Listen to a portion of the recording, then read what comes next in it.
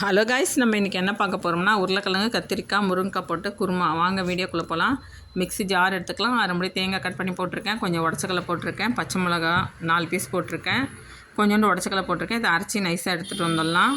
இப்போ ஸ்டவ் பற்ற வச்சு கடாயில் எண்ணெய் ஊற்றிக்கலாம். எண்ணெய் நல்லா காஞ்சிச்சு. கொஞ்சம் கடுகு உளுத்தம் பருப்பு, பட்டை, சோம்பு அவங்க போட்டுக்கிறேன். கத்திரிக்காய், முருங்கைக்காய் கட் பண்ணி வச்சுருக்கேன். உருளைக்கிழங்கு, இப்போ வெங்காயம் கட் பண்ணி வச்சுருக்கேன். 2 வெங்காயம் போட்டுக்கலாம்.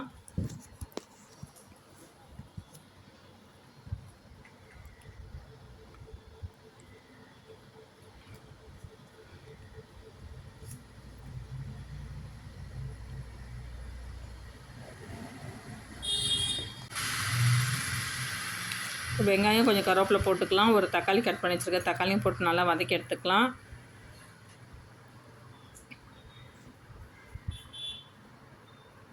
தக்காளி வெங்காயம் வதங்கிடுச்சு. காயெலாம் போட்டுக்கலாம். கத்திரிக்காய், முருங்கைக்காய், உருளைக்கிழங்கு போட்டு நல்லா வதக்கி எடுத்துக்கலாம். இப்போ மசாலா சேர்த்துக்கலாம்.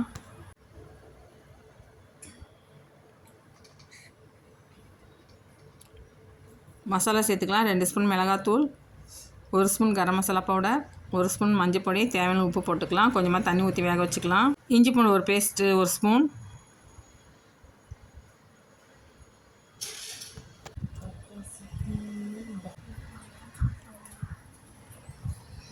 இப்போ தண்ணி ஊற்றி வேக வச்சுக்கலாம். இப்போ காய் வெந்துடுச்சு. இப்போ தேங்காய் அரைச்சதை ஊற்றிக்கலாம். இன்னும் எவ்வளோ திக்னஸ் வேணுமோ அவ்வளோ வச்சுக்கலாம்.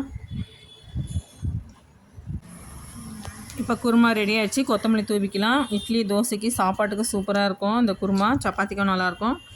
நீங்களும் ட்ரை பண்ணி பாருங்கள். இந்த வீடியோ உங்களுக்கு பிடிச்சிருந்தா லைக் பண்ணுங்கள், சப்ஸ்கிரைப் பண்ணுங்கள், கமெண்ட் பண்ணுங்கள். Thank you friends.